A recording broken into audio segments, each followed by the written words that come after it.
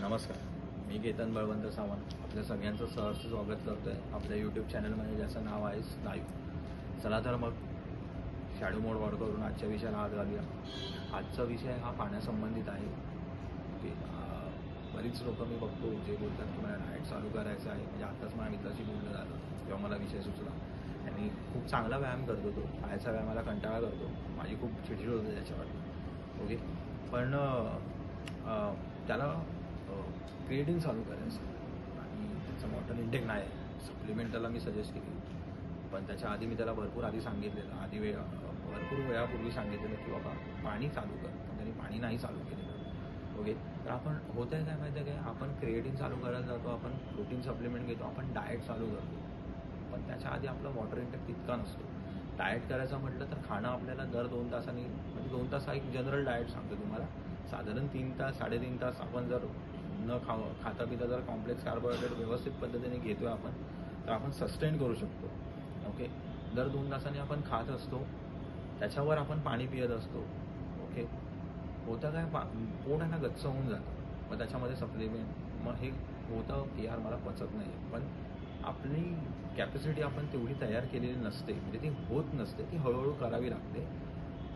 तर ह्याच्यासाठी मी तुम्हाला असं सांगतो की तुम्ही आधी आहे ना पाणी लोड करणं चालू करा. तुमच्या पाण्याचा इंटेक वाढवा. पाण्याचं जो तुम्ही पॅशन करताय ना, हळूहळू ना ते 3.5-3 लिटरपर्यंत येऊ द्या. त्याचा फायदा काय होतो माहिती आहे का, ऑलरेडी आपल्या बॉडीमधनं टॉक्सिक आहेत ना, बॉडी उत्सर्जित करून बाहेर टाकत असते, ते पाण्यामार्फत जात असतं. आणि पाण्यासारखं दुसरा माध्यम नाही आहे या गोष्टीसाठी, जर तुम्ही ते व्यवस्थित पद्धतीने करायला गेलात तर. ओके, आता काही लोक गरम पाणी आहे ना फक्त उपाशी पोटी सकाळी उठल्यावर पितात, टॉक्सिक उत्सर्जन करण्यासाठी. पण कसं आहे माहिती आहे का, तुम्ही ते दिवसभरही करू शकता. तुम्ही जर गरम पाणी दिवसभर घेताय ना तरीही चांगलं. जर तुम्ही सप्लिमेंटसाठी पैसे टाकताय आत्ता लगेच, क्रिएटिनसाठी पैसे टाकताय आत्ता लगेच, BCAA जे काही 3,000-3,500 हजाराचे बूट घेत आहे व्यायाम करायसाठी, new year new resolution. Okay, आणि ते नंतर तसेच पडून राहू देत नको, त्यांचा वापर होऊ दे कंटिन्यू. ओके, ह्या ज्या गोष्टी तुम्ही करता ना, त्याच्या आधी साधारण 2 लिटरचे ऑनलाईन मी बघत असतो थर्मास येतात, ज्याच्यामध्ये 12 तासापर्यंत गरम पाणी राहतं, थंड पाणी एकदम चिल वॉटर तुम्ही 24 तासापर्यंत ठेवू शकता. ते घ्या, तिथनं चालू करा. गरम पाणी पियायलाचा एक फायदा असा होतो की कोण तुमच्याकडे पाणी पियायला मागत नाही.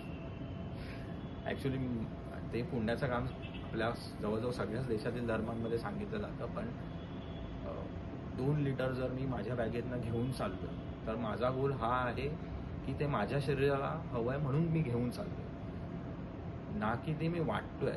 म्हणजे ही खूप म्हणजे संकुचित वृत्ती वाटेल तुम्हाला, पण कसं आहे, जर मी वाटत गेलो ना तर ते मला नाही होणार, कारण मी ते घरातनं ओझं येतोय 2 लिटर गरम पाणी. प्रत्येकाच्या ऑफिसमध्ये हॉट वॉटर गरम पाण्याची सुविधा असेल की नाही सांगू शकत नाही आपण.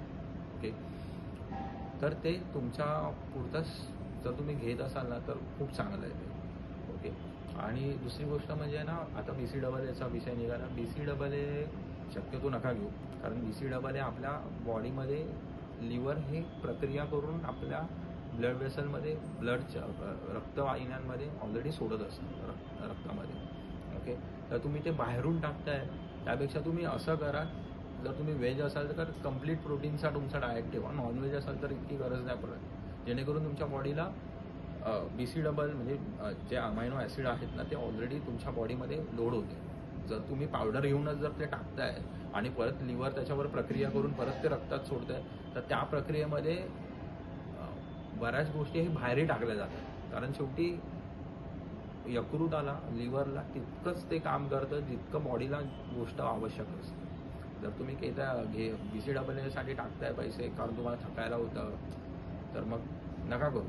BCAAचा मेन मुद्दा हा खूप वेगळा पडतो. थकव्यासाठी जर तुम्ही BCAA घेताय तर ती बॉडी उत्सर्जितच करणार ते. ओके, तर हा आत्ताचा विषय झाला. पुढचा विषय आपण पुढच्या व्हिडिओमध्ये मांडू. आत्ता जर सगळं बोलायला गेलो तर रात्र उलटून जाईल. ओके, तर मी रजा घेतो. मी Ketan Balwant Sawant shadow mode on करून साइन ऑफ करतोय स्नायू यूट्यूब चॅनलमध्ये.